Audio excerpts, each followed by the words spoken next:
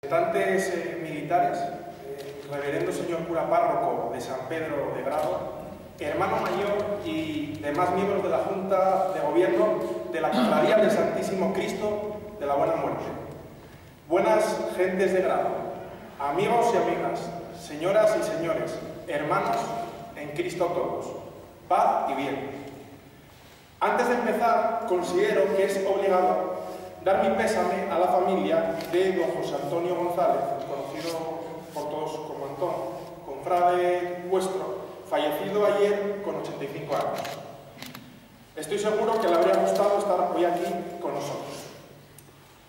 En primer lugar, quisiera agradecer públicamente en el hermoso marco de la Capilla de los Dolores, en la que nos encontramos, la propuesta y la invitación a que este hermano que les habla se encargase de pronunciar el pregón que será la antesala del inicio de la Semana Santa de este año del Señor de 2019 en la muy noble villa de Grado. Gracias a la Junta de Gobierno de la Cofradía del Santísimo Cristo de la Buena Muerte por haber pensado en mí para esta importante encomienda. Si así lo ha hecho, ello significa una cosa. Al margen de mis auténticas cualidades personales, si es que las tengo, o de mi trayectoria personal y pública, ha considerado que reúno las cualidades idóneas para encargarme de pronunciar el pregón de este año. Y siempre emociona sentirse querido, así que vuelvo a reiterar mi agradecimiento y especialmente mi cariño por la Semana Santa y las gentes moscorras. Debo confesarles que antes de comenzar la redacción de este pregón tuve la gran tentación de leer los pregones de mis antecesores, por aquello de tomar un marco de referencia, un modelo de discurso y una disposición concreta para que este fuese, a nivel estilístico, un pregón más de los que se han pronunciado y pronunciarán en la Semana Santa de esta hermosa ciudad de Grado. Enseguida desistí de esta idea, en el convencimiento de que no partir de un modelo preestablecido de redacción y encomendándome a la vez al Santísimo Cristo de la Buena Muerte, daría como resultado una reflexión original. Otra cosa es que esta reflexión tenga la profundidad o el valor suficiente como para que ustedes la recuerden bien después. Ustedes serán los encargados de juzgarlo. Los que conozcan un poco mi trayectoria lo sabrán, pero para los que no, les diré que llevo varios años encargándome de reflexionar en sendos artículos y tribunas en la prensa de la región y en ocasiones en la de León y Andalucía, la realidad del fenómeno cofrade y de la celebración de la Semana Santa a lo largo de la historia en Asturias y en Gijón, en mi calidad de cronista de la Ilustre Hermandad de la Santa Veracruz de Gijón. Además dirigí, como se comentó antes, el primer ciclo de conferencias Religiosidad Popular y Órdenes Religiosas en Asturias, siglo XVI al XX. Además he publicado 2 libros específicos sobre el mundo cofrade y la Semana Santa de Gijón. Tanto he escrito y reflexionado sobre la Semana Santa que ahora, queriendo ir a lo principal y más sustancioso, no sé por dónde empezar. A pesar de esta experiencia previa que acabo de exponerles, tampoco sé si poseo las innumerables cualidades y virtudes que se le presuponen a un pregonero de la Semana Santa. Pero lo que sí puedo asegurarles es que no me falta empeño, energía y una alta dosis de estima por el pueblo moscovo. El ímpetu es una de mis mayores virtudes y defectos. Júzguenlo ustedes por sí mismos. Y antes de comenzar, debo reconocer que cuando afronté la tarea de su redacción, dudé mucho respecto al enfoque que darle, dadas mis múltiples facetas personales que han podido escuchar en la presentación biográfica precedente. Redactarlo como escritor poniendo el acento en los rasgos de estilo y en la narración profusa sobre el significado de la Semana Santa. Redactarlo como cofrade, poniendo el acento en la piedad y los sentimientos que pasan por su corazón cuando participa en las solemnes procesiones. Redactarlo como hermano franciscano, desde el punto de vista de la fe y más concretamente desde el ejemplo y enseñanzas de San Francisco de Asís. O redactarlo como hombre de ciencia, usando solo el dato histórico para reflexionar sobre el aporte cultural de la Semana Santa sin ningún tipo de atisbo de valoración espiritual. Al final llega a la conclusión que cualquiera de estos enfoques, por sí solo, carecería de la suficiente riqueza que otorga la diversidad de puntos de vista, que siempre aportan mucho. Por lo tanto, creo que en este pregón aparecerán unidas mis 4 principales facetas que les he venido apuntando, y además de forma entremezclada. Mi vinculación con el mundo cofrade, mi vinculación con la docencia e investigación de la historia, mi pertenencia a la familia franciscana y también mi dedicación al mundo de la escritura. De esta mezcla, que en principio podrá parecerles un poco sorprendente, ecléctica o atípica, espero que nazca una reflexión novedosa, la cual les invite a ver de otro modo la Semana Santa. Si es así, me alegraré mucho de ello. Hecha esta introducción o alegato inicial, típico de todo narrador, quisiera comenzar mi intervención con una frase de mi admirado y amado padre San Francisco de Asís.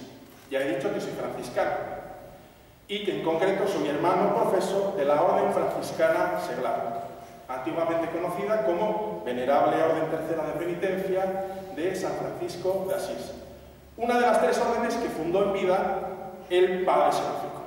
Pues bien, San Francisco de Asís, entre las profundas frases que dejó a sus hijos espirituales, dijo una que cada vez que la pronuncio me sobrecoge el alma,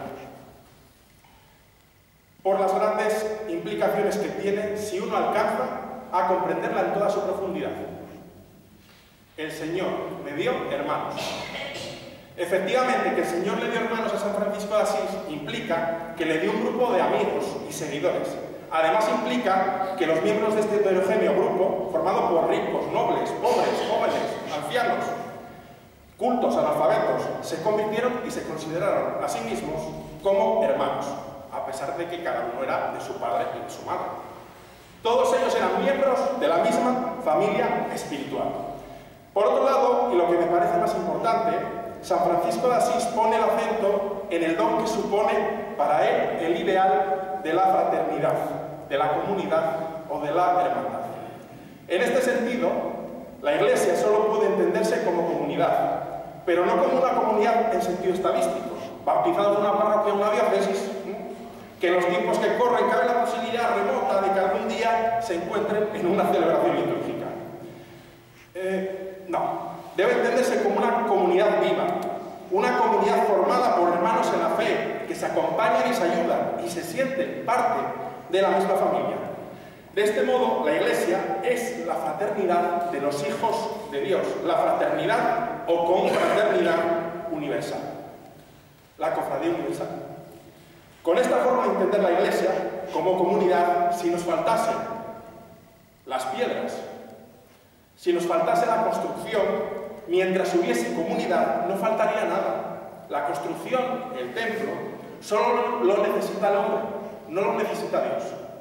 ¿Y qué tiene que ver esto con la celebración de la Semana Santa? ¿Acaso me he puesto a divagar y me he perdido? Podría ser, pero no. Lo que acabo de decir, que es a la vez sencillo y a la vez complicado de que lo pongamos en práctica por el devenir de la sociedad actual, supone que Cristo padeció, murió, resucitó y ascendió a los cielos, únicamente por nosotros y nuestra salvación. Y no únicamente nuestra salvación individual, sino nuestra salvación como pueblo fiel, nuestra salvación como comunidad, como familia o como fraternidad.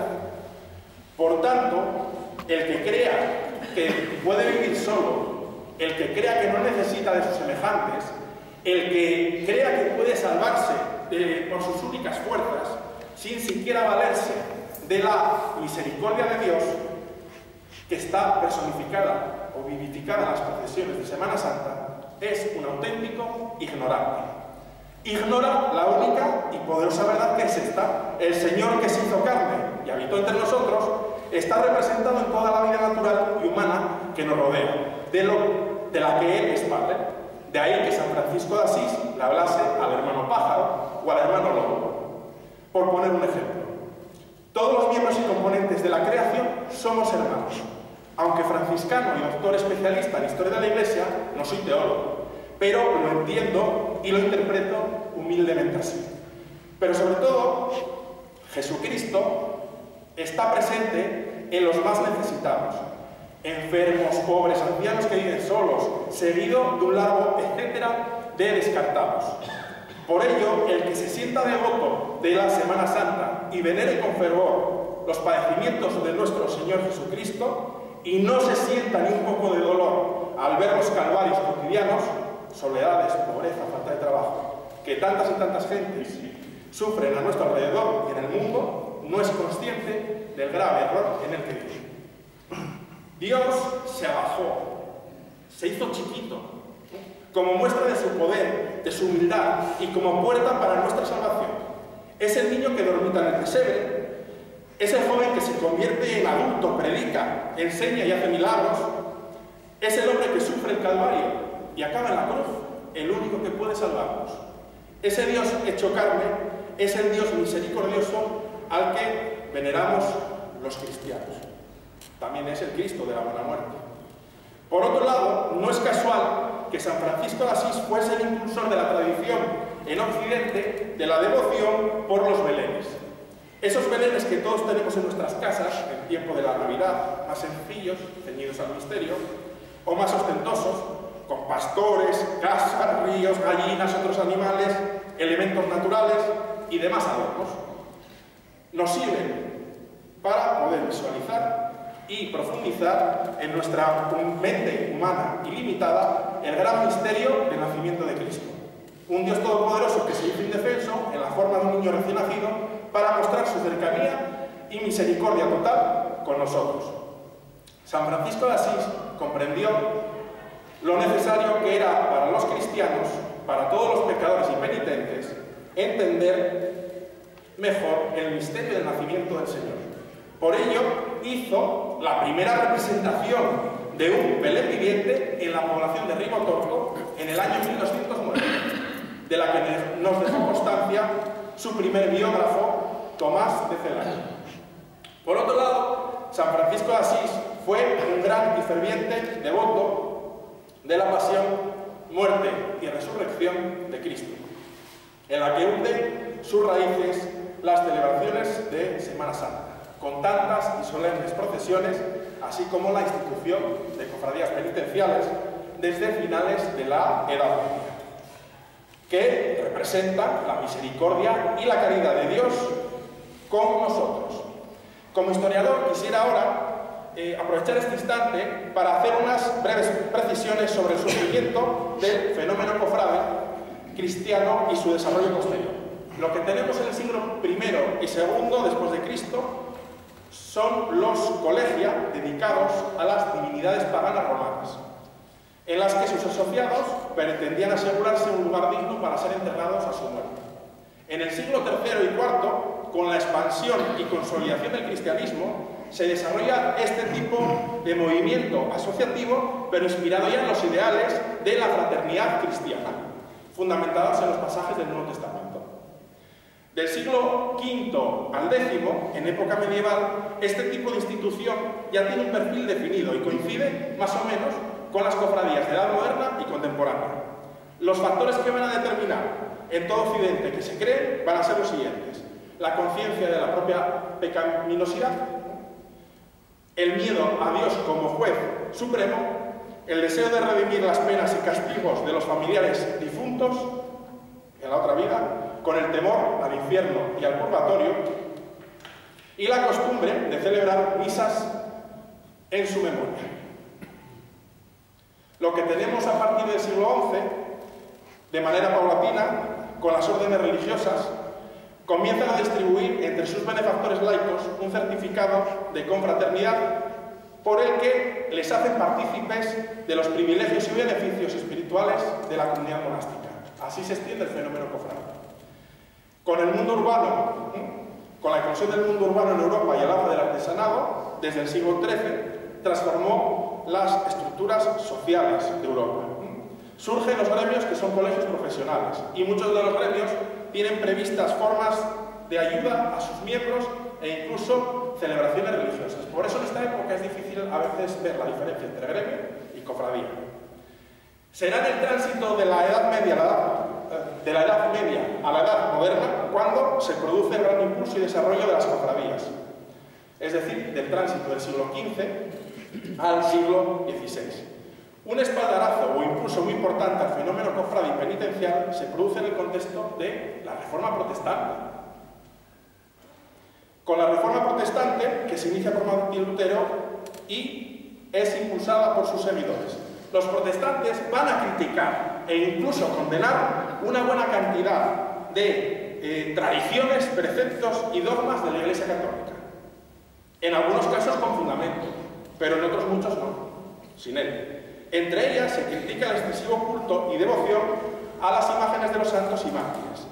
Fruto de esta crítica, sacarán de sus iglesias reformadas todo lo que sea una distracción o intermediación para el contacto directo con Dios. Por su parte, la Iglesia Católica celebra el Concilio de Trento, en parte como necesidad ante los ataques de los protestantes. Se intenta en dicho concilio hacer una reflexión interna, ver lo que había que mejorar, ver lo que había que cambiar y ver en qué había que mantenerse. En este sentido, en Trento se reafirma nuestra Iglesia en la importancia del culto a los santos como intercesores con Dios y del uso de las imágenes para ayudar al pueblo fiel a acercarse a su dimensión espiritual como una herramienta útil de catequización.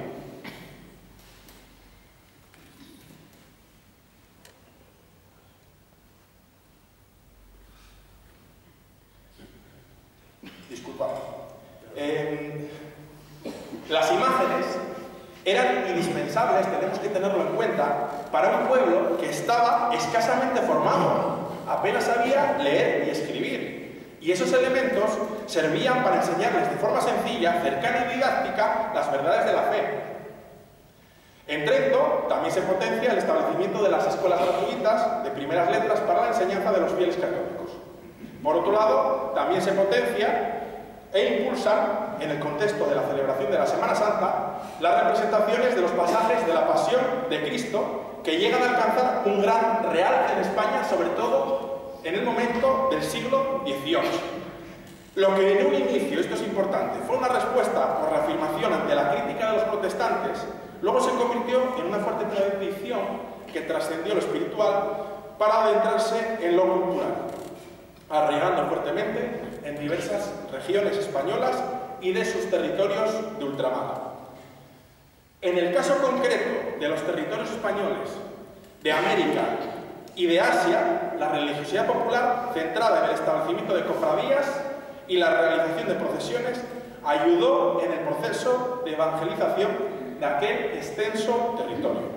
Con las imágenes se consiguió que los preceptos evangélicos y los pasajes de la vida de Jesucristo fuesen más fácilmente comprensibles para aquellas poblaciones ajenas a nuestra tradición histórica y cultural.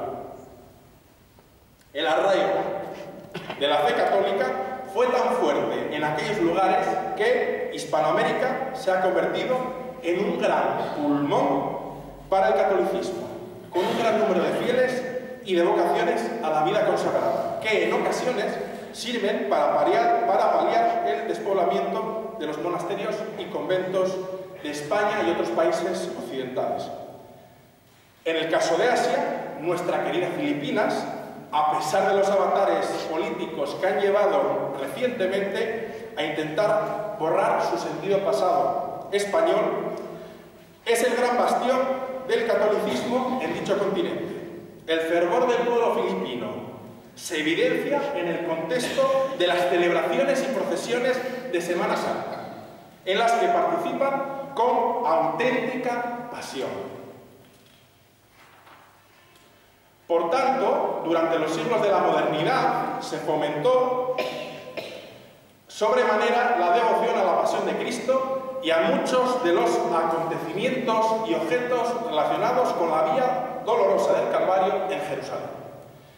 En la Corona de Castilla, en el siglo XVII, con la extensión de la religiosidad barroca, se van a potenciar y extienden todas aquellas prácticas de piedad popular, así como el fenómeno cofrade, y se produce una notable fundación de nuevas cofradías, que se observa en el caso asturiano y gijonés, que tanto conozco.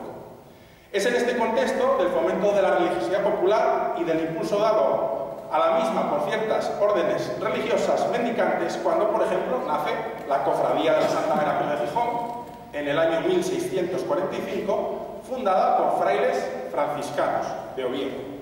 O, un poco tiempo después, en 1673, se funda por los franciscanos de Avilés la Venerable Orden Tercera de Penitencia de San Francisco de Asís de Gijón, en la parroquia de San Pedro Apóstol, al frente de la cual, y de manera ininterrumpida, ha habido más de 200 ministros que se han ido sucediendo llevando un testimonio del carisma franciscano a la sociedad gijonesa, hasta llegar el momento presente en el que yo me encuentro al servicio de mis hermanos.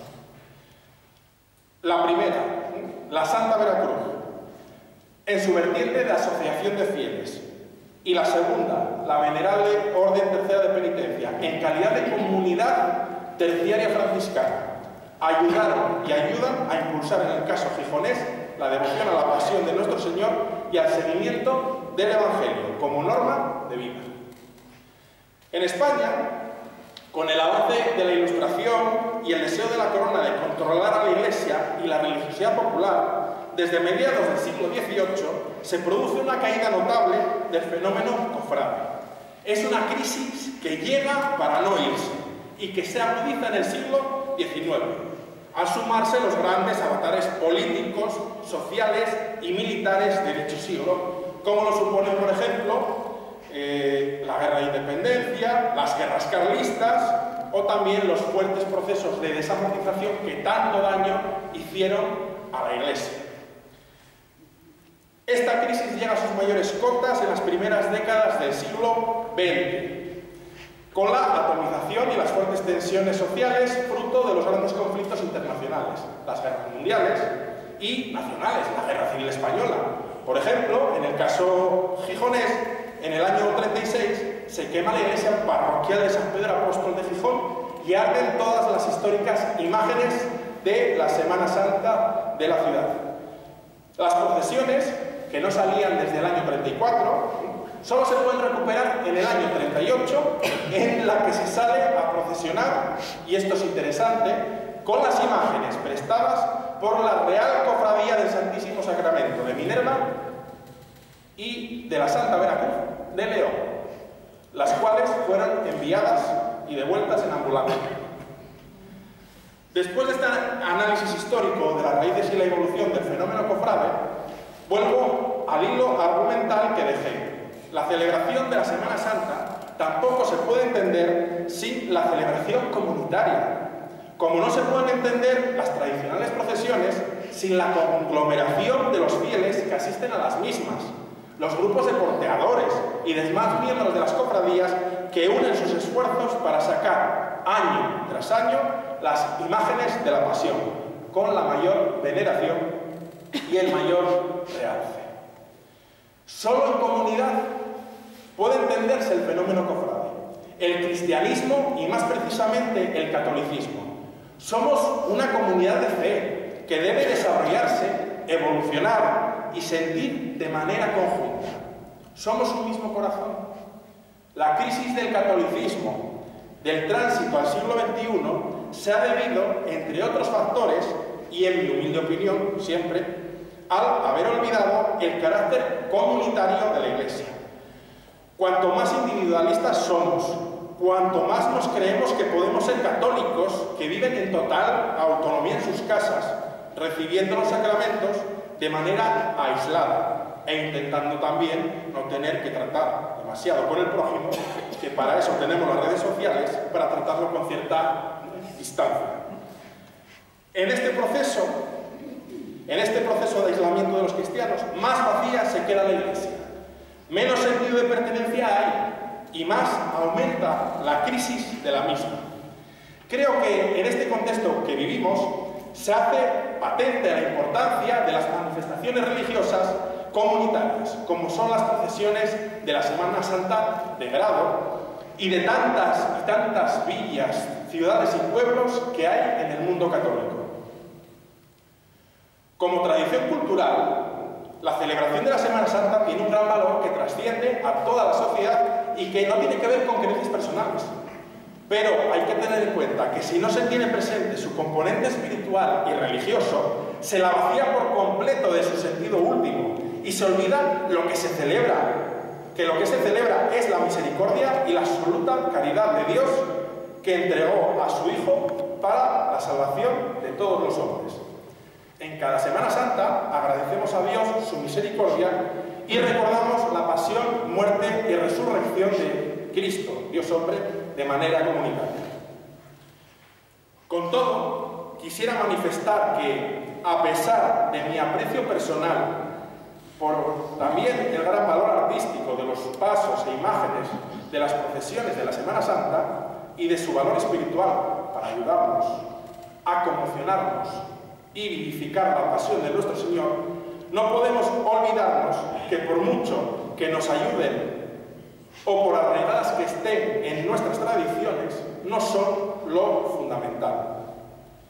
Dicho de otro modo, no son el objetivo, son un medio o un cauce para llegar al fin. No por mucho engrandecer, mejorar o enriquecer los pasos e imágenes, no por mucho mejorar y mejorar las procesiones de Semana Santa, estaremos dando un mejor culto a Dios o nos acercaremos más a la comprensión de su pasión y muerte por nosotros. Dios no necesita de todas esas cosas. Dios es más grande que todo eso. Dios solo pide de nosotros nuestra fe, nuestras buenas obras y nuestro reconocimiento de lo limitados que somos. Somos nosotros los que precisamos de los gestos, los símbolos, las imágenes como formas que ayudan a nuestra mente limitada a conocer y acercarnos a un Dios tan grande, poderoso y bueno que se hizo carne y se mostró indefenso para conseguir con sus sufrimientos redimir todos nuestros pecados. Para terminar, sin llegar a aburrirles, espero no haberlo hecho, o quizás sí, y a modo de balance final, quisiera destacar que ese Dios nunca ha necesitado ni oro, ni plata, ni bronce, ni gran realce. Lo único que ha necesitado es la paja de un pobre pesebre y una cruz de madera. Lo único que verdaderamente nos ha pedido, aunque lo olvidemos en ocasiones y en otras nos cueste asumirlo, por el compromiso radical que supone, es que prestemos atención a los calvarios cotidianos de las personas que nos rodean, conocidas o no, porque Él está en todos aquellos que han sufrido, sufren o sufrirán. Si esto último que he expuesto queda en sus mentes como reflexión profunda de la Semana Santa que vamos a vivir en grado en este año 2019, me daré por más que satisfecho. Gracias una vez más a la Cofradía del Santísimo Cristo de la Buena Muerte por haberme invitado a pronunciar este pregón de la Semana Santa de Grado, una ciudad a la que cada día me siento más profundamente unido y hermanado. Un abrazo fraterno a todos.